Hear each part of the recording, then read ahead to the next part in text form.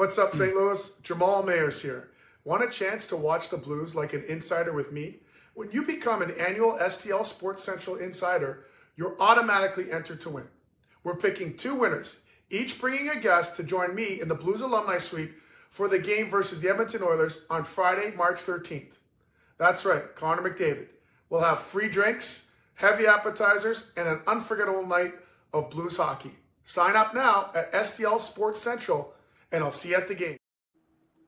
And welcome into the Mizzou Central postgame show right here on STL Sports Central. My name is Chris Pelican, joined by the Tiger Hall of Famer, Kareem Rush. Tigers win 78-59 in South Carolina to improve to 6-4 in SEC play, 16-7 on the season. Kareem, this is one you and I texted about. They had to have, right? I mean, if you look at the rest of the schedule, it is daunting. There's a lot of tough games on there.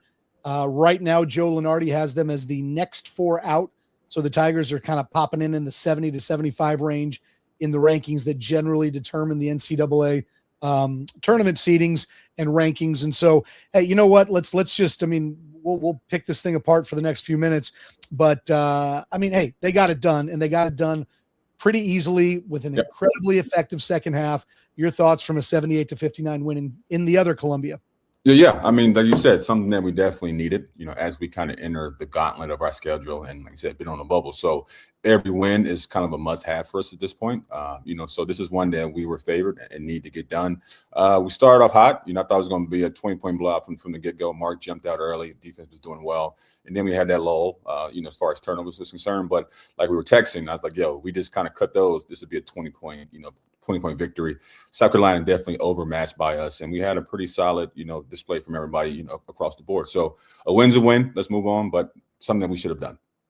No question about that. This is the Tiger postgame show right here on STL Sports Central. And folks, as always, we invite you to jump on in and join. Obviously, get into that YouTube chat. Let us know your thoughts on today's game. Our friend Samuel Howe's already in there talking about Coach saving his job. And I don't really think, Kareem, and we can talk about any number of things over the course of the next 30 minutes or so.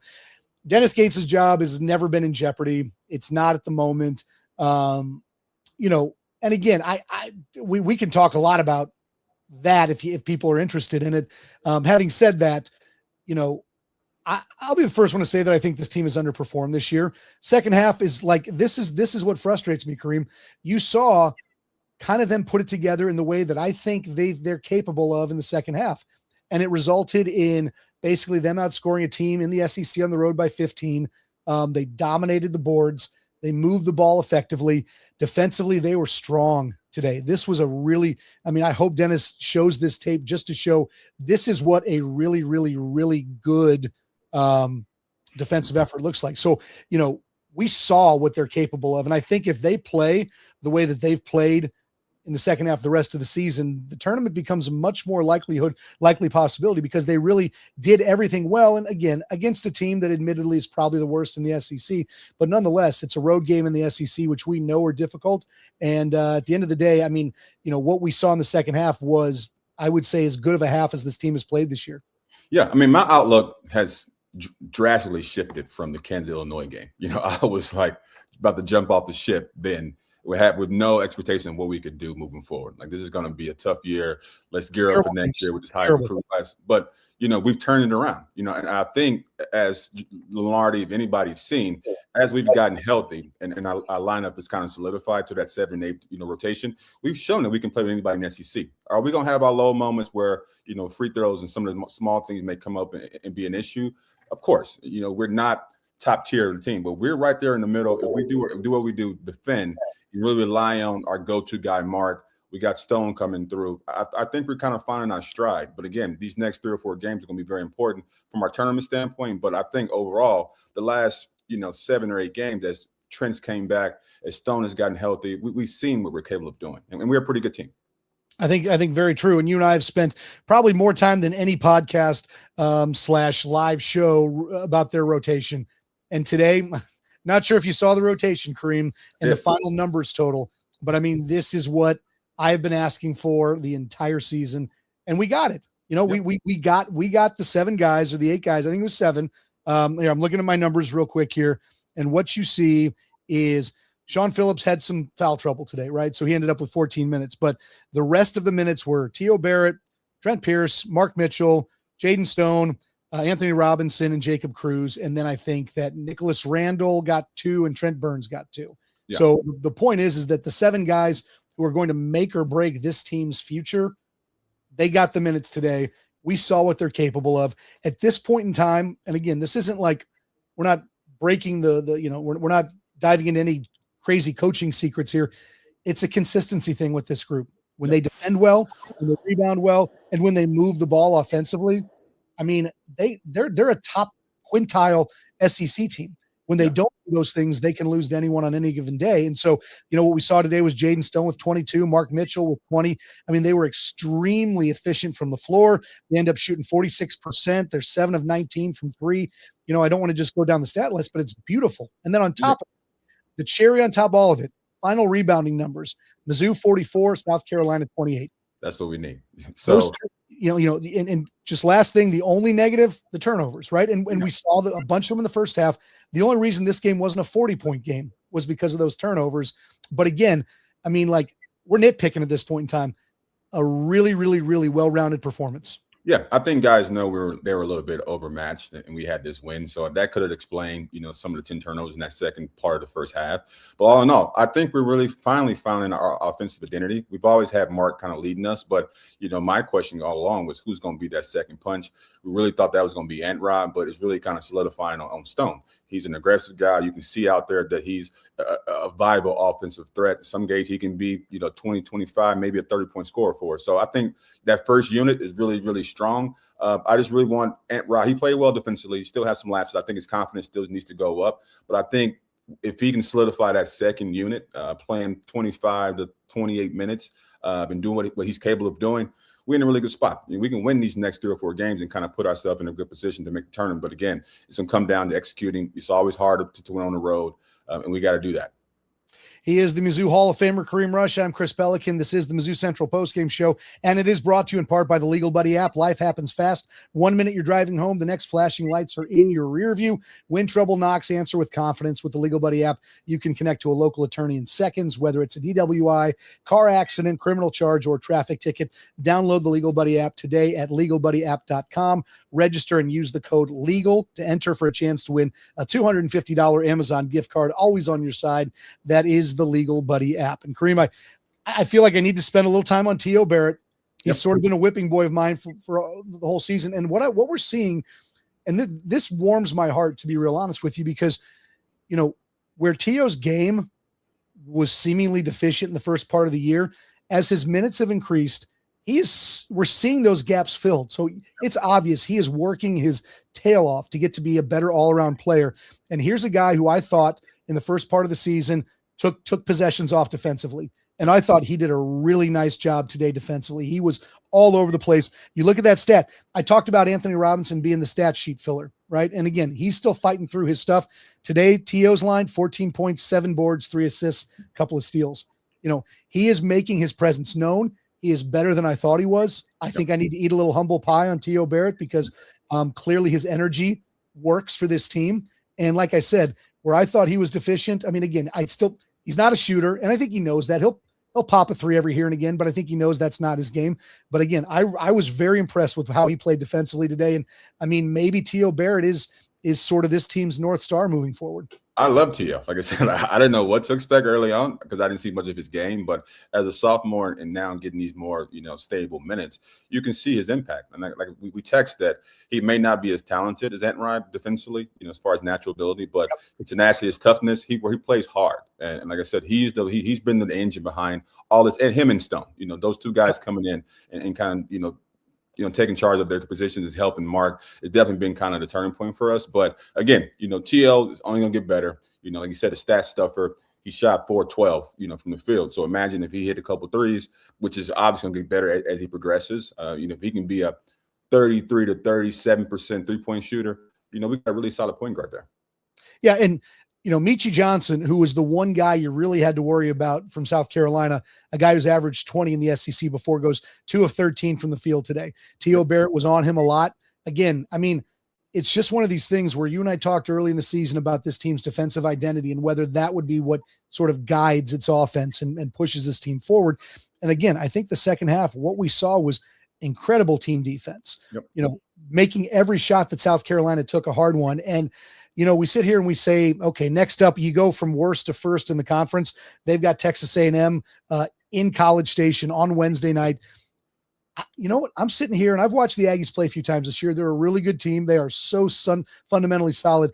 But if the Tigers play the way they played in the second half, I don't think that's a gimme win for the Aggies in any way, shape, or form. I mean, I think that this is the kind of game that could be really, really difficult for Texas A&M if we see the consistency that we saw in the second half with our Tigers.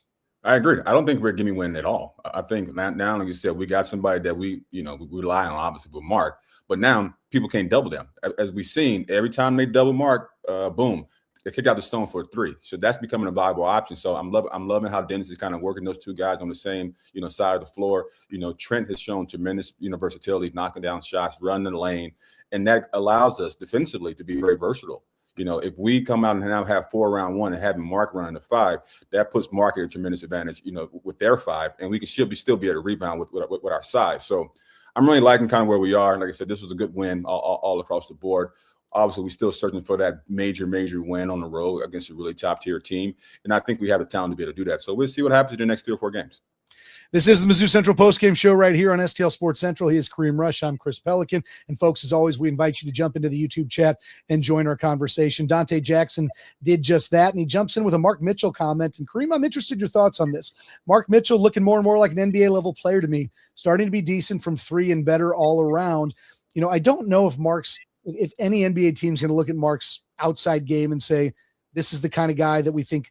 But, I look at him and I say from an offensive standpoint, and honestly, he is gritty as a rebounder as well.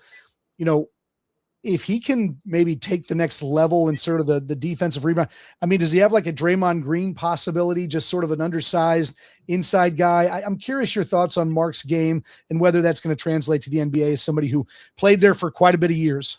I think he has a chance. Mark is incredibly versatile at his size.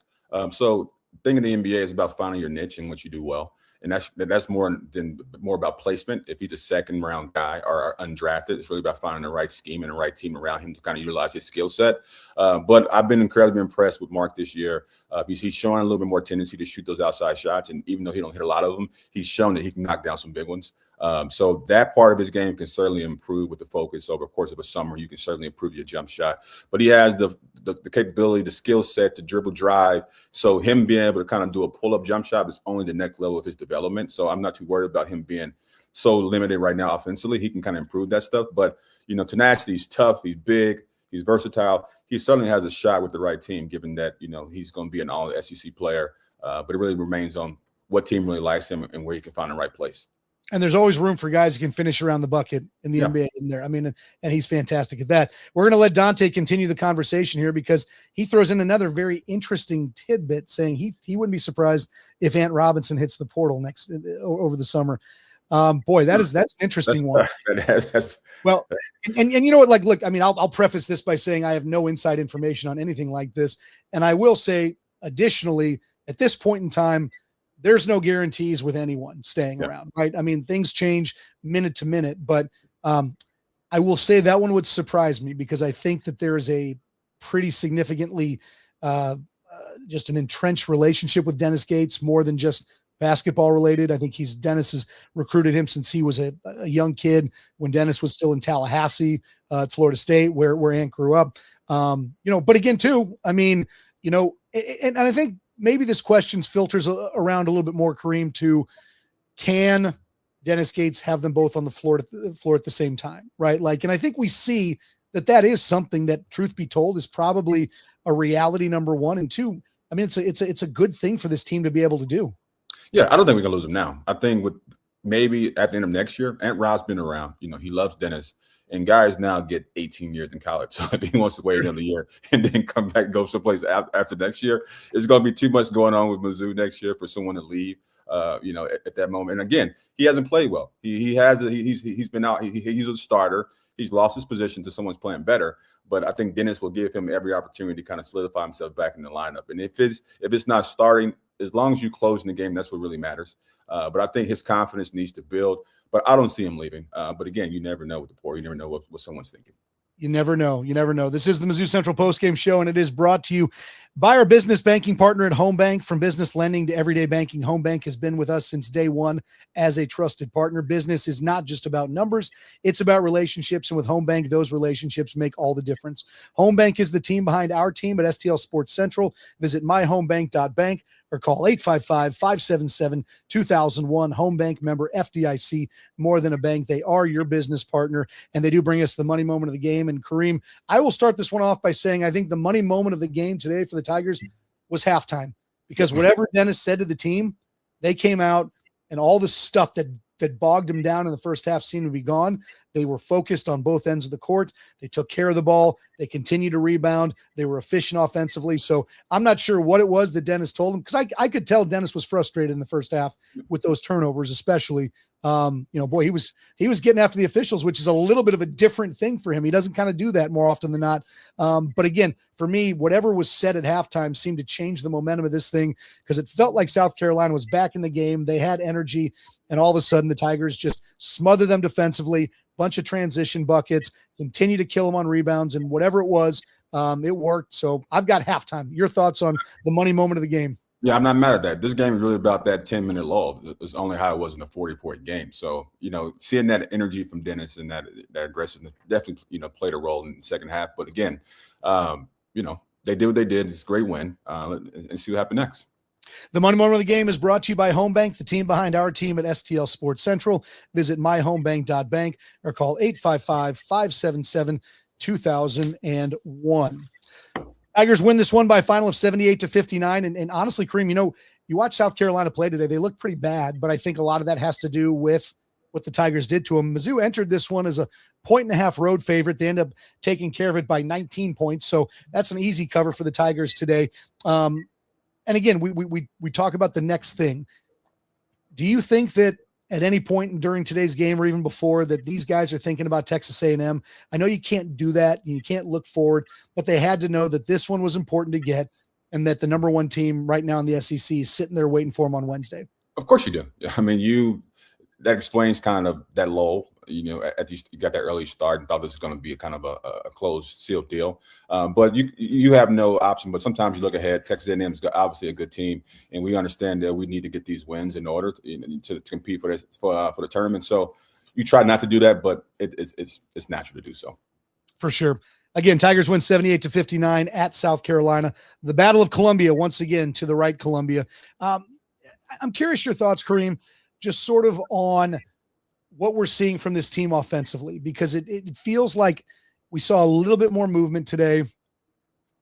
This team's always going to have an isolation element because of Mark Mitchell, but obviously the jump shots, which this team has several guys who are good jump shooters, that comes off of ball movement.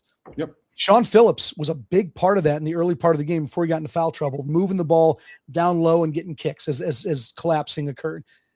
Do we think we should see, I'm curious where you think this team is most effective offensively, because on one hand, you do have one of the premier bigs who can put the ball on the ground and get to the basket in Mitchell. But by the same token, I feel like when they just rely on Mark to go and get his 22 or whatever it ends up being, and everyone else stands around, that's when the team really, really struggles offensively. I'd like to know your thoughts on maybe where this team is at its apex as an offensive team. You always want your go-to guy, and sometimes we do fall prey to, letting Mark go one-on-one and do his thing. But like I said, I've been impressed as, Stone and Trent has came back, and an emergence of T.O., we've gotten a lot more, ball movement and flow to our offense. I think, going into Sean early on to kind of get some fouls and get him going is a good move to kind of get his energy going, because you want to feed the big man and get, blocking and rebounding. So I don't mind them kind of going to Sean early, but our bread and butter is going to be Mark and Stone. I like two-man game. I would like to see them run some more two-man game with those two guys, but that's going to come as the evolution of our offense, continues to go. And these guys haven't played with each other very much. This is 9 games in for some guys. So I think our chemistry is only going to get better and better. And again, solidifying that top 7, guys learning how to play with each other a bit better and finding out where our spots are going to be and where they're going to, get their location throughout their offense. So that's just kind of part of, progressing throughout the year. Tigers 21 of 30 from the free throw line today. Normally you wouldn't like do a cartwheel over 70%, but boy, I mean, for the way this team is shot, this was a huge moment. Again, I don't know that I can count on this team to go out there and not shoot 55% from the free throw line like they have a lot of this season. But, again, I mean, this very well, that every team has its own path. It's got its own, pulse.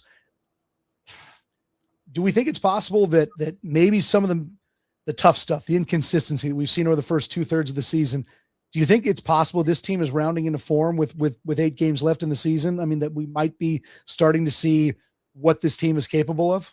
I think so. I mean, like we mentioned earlier on, like we talked about in depth, is our rotation. It's hard for guys to kind of find a rhythm if you're playing 10, 11 guys. And I think Dennis was kind of searching for what that line was going to be, all while waiting for the right guys to come back from injury. And then we had the injury with Stone. So a lot of things happen throughout the year where you got to kind of regroup and, you different guys that may not eventually get playing time. So now I think, like I said, our 7 and 8 are solid and we're moving forward and we're playing better. So, but again, we're halfway in. The next 4 or 5 games going to really kind of, put us in a place where we see what our season is going to look like. Yeah, and that's the real thing. And I'm not going to put you on the spot and say how many do they have to get, but we'll hit the schedule again one more time for folks who haven't heard it. They're at Texas A&M next Wednesday, followed by a home visit from Texas. They've got Vanderbilt coming in after that. Then they go to Arkansas, at home against Tennessee, at Mississippi State, at OU, and then they finish up the season at home against Arkansas. You sit here and you look at this, and just from the caliber of team that they see, it feels like those road games at Mississippi State and OU are almost must-wins. Yep. Okay. And then we look at the other ones, and we've got 2, 3, 4, 5, 6 more games beyond those. And that is the road game against Texas A&M, at home against Texas, at home against Vanderbilt, at Arkansas versus Tennessee, and then versus Arkansas to finish.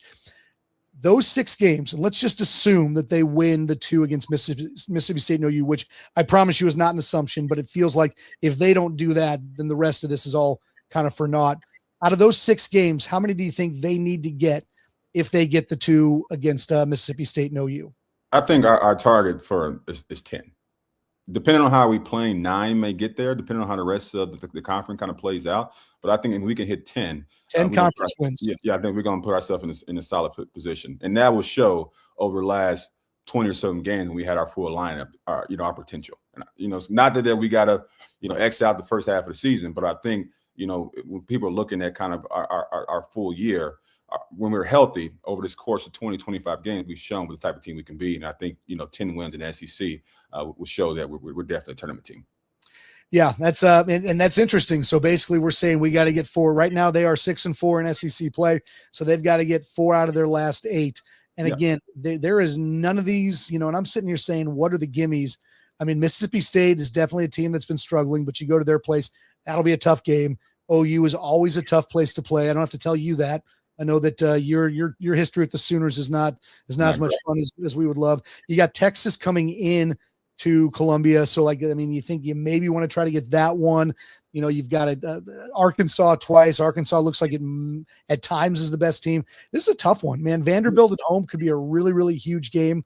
And I'd be very curious to see what that cutoff looks like, because if they go 4-4 over their last 8 and they get, it seems like that should be enough, because they'd have a couple, they'd add 2 or 3 quad 1 wins into the equation at that point in time.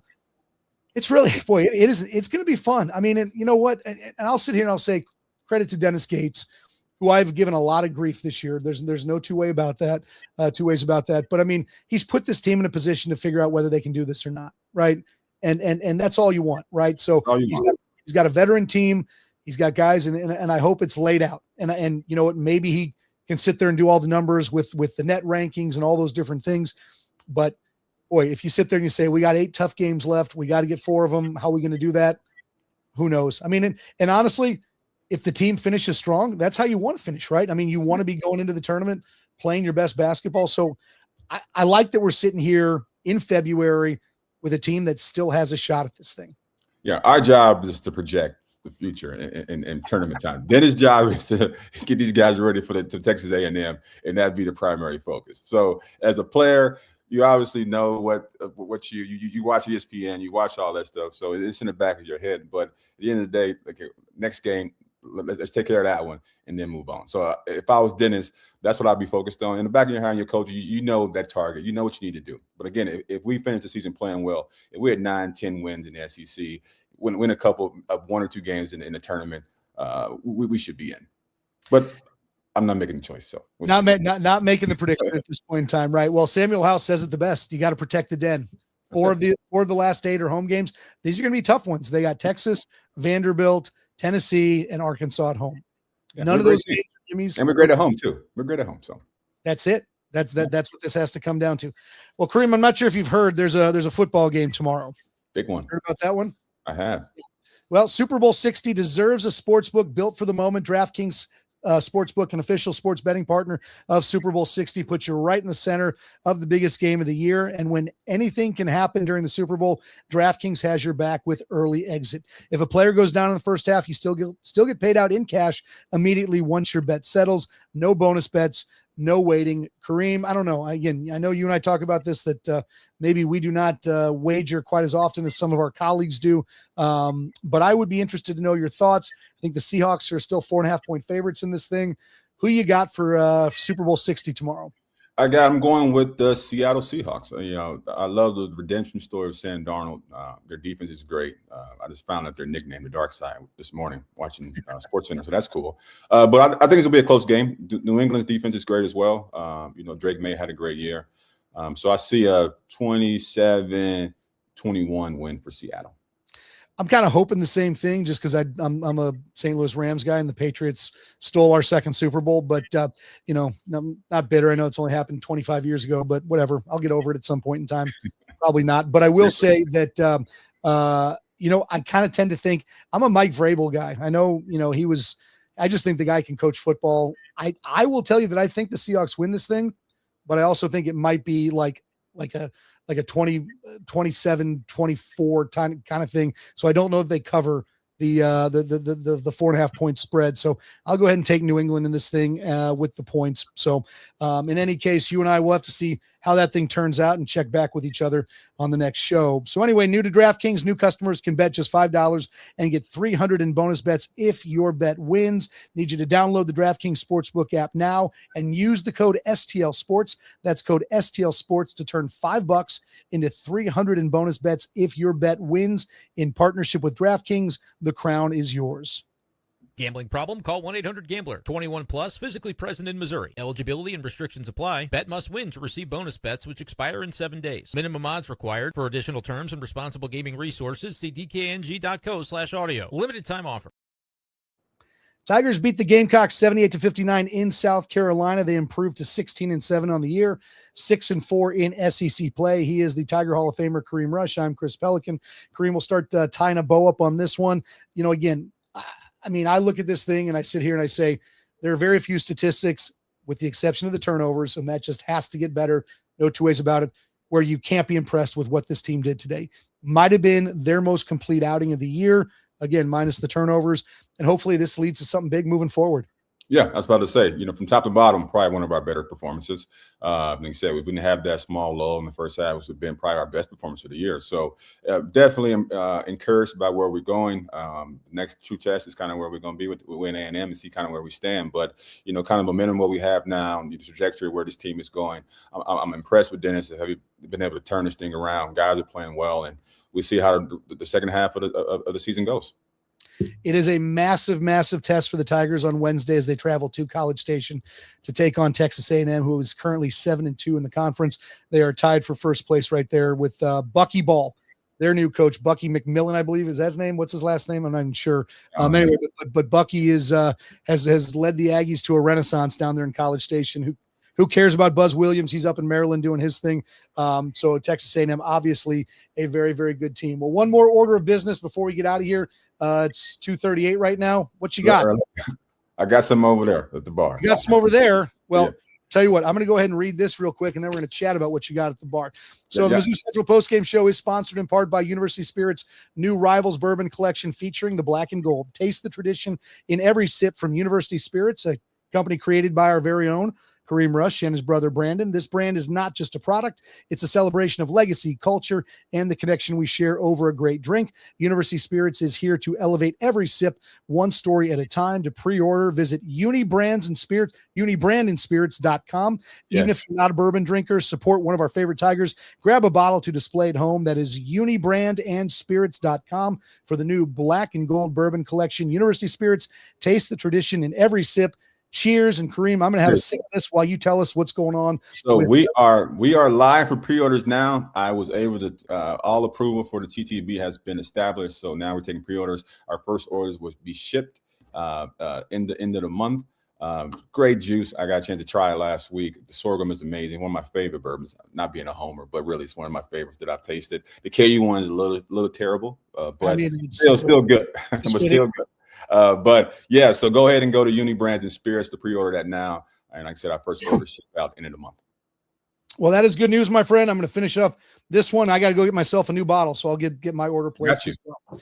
Tigers win again by final of 78-59. They knock off South Carolina. They improved to 6-4 in SEC play. Next up, the number one team in the SEC, the Texas A&M Aggies on Wednesday. We will be back for that one. For Kareem Rush, I'm Chris Pelican. Special thanks to Luke Slabaugh for making this thing happen behind the scenes, and we will see you guys on Wednesday.